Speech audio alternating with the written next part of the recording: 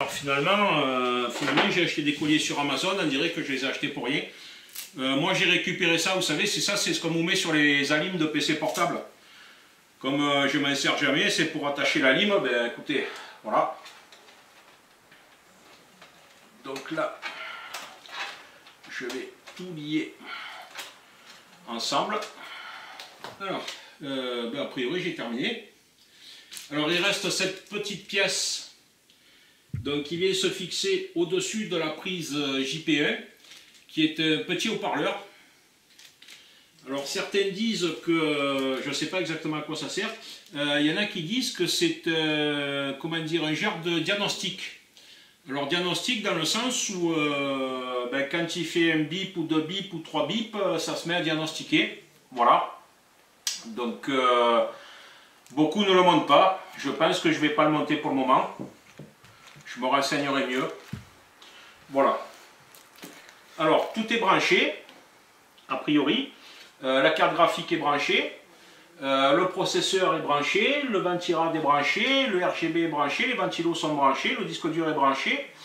Le M2 est monté. Théoriquement, je devrais pouvoir le mettre en marche. On voit le cable management. Alors bien sûr ça pourrait être mieux que ça, hein, mais bon, on fait avec.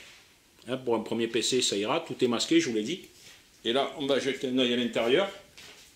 D'ailleurs, ici on a le câble de broche de la carte mère. Là on a la carte graphique. Toutes les broches qui sont branchées telles que je vous l'ai fait voir. La carte PCI, Wi-Fi. Bien sûr la carte graphique. Et tout le reste est monté. Voilà. Allez, on va essayer de le démarrer. Allez, c'est parti.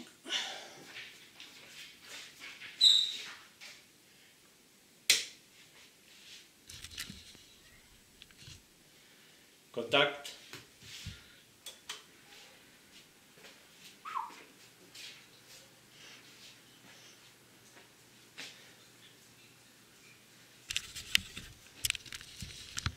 Bon, déjà, ça a démarré.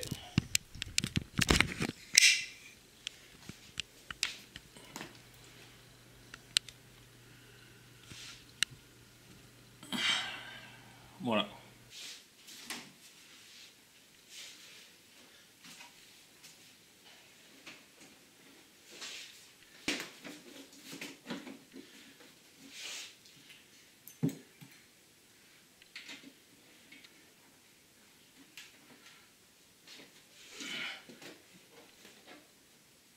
Et maintenant, sur un petit coup d'ASMR.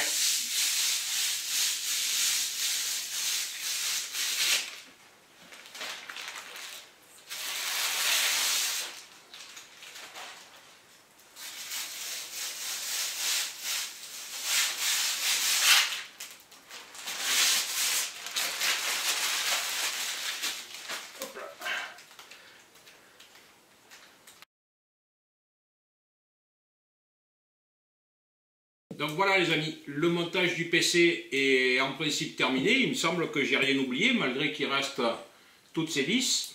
Donc ça doit être des vis en plus pour le montage d'accessoires différents, comme je vous l'ai dit, qui peuvent également servir de vis de rechange, tant mieux parce que d'habitude ils mettent juste le nombre de vis, pas plus. Finalement ça s'est assez bien passé, ça a été assez rapide, ça m'a pris, puisque j'ai fait ça en plusieurs vidéos, mais ça m'a pris l'après-midi, j'ai commencé aux alentours des 15h15, il est 17h45, voilà. Donc tout semble monter, il a démarré, tout a l'air d'aller bien, il ne reste plus qu'à brancher l'écran, à brancher tout ça. Je pense que je vais le brancher provisoirement sur cette table là puisque le setup est en construction, donc voilà, voir ce que ça donne. Et puis maintenant je vais vous faire des vidéos en ce qui concerne l'installation de Windows, c'est ce qui m'inquiète le plus. Voilà, monter le PC c'est que de la mécanique, c'est pas si difficile que ça, même s'il faut des petites mains. Après la partie informatique, quand on ne connaît pas, c'est beaucoup plus compliqué. Donc voilà les amis, ça y est, il a démarré. Donc ça a l'air de fonctionner. Maintenant, je n'ai pas encore installé Windows. Les branchements ont l'air bons. Donc là j'ai branché ma souris, pour le moment je l'ai branchée là puisque je vais récupérer la souris G. Donc voilà, sur l'écran il a fallu que je sélectionne l'entrée DisplayPort. En fait j'avais pas d'image au départ et il affichait DisplayPort l'écran, donc c'est ce qui m'inquiétait un petit peu. Donc maintenant il faut passer à l'installation de Windows 10. PU, température. Bon après je sais pas ce que c'est tous ces paramètres, hein, donc c'est le BIOS, est-ce qu'il y a des trucs à régler, je pense. Déjà je vois que là il affiche 2133 alors que la DDR c'est de la 3000. Est-ce que c'est normal ou est-ce que c'est parce que Windows n'est pas encore installé, je sais pas. Voilà.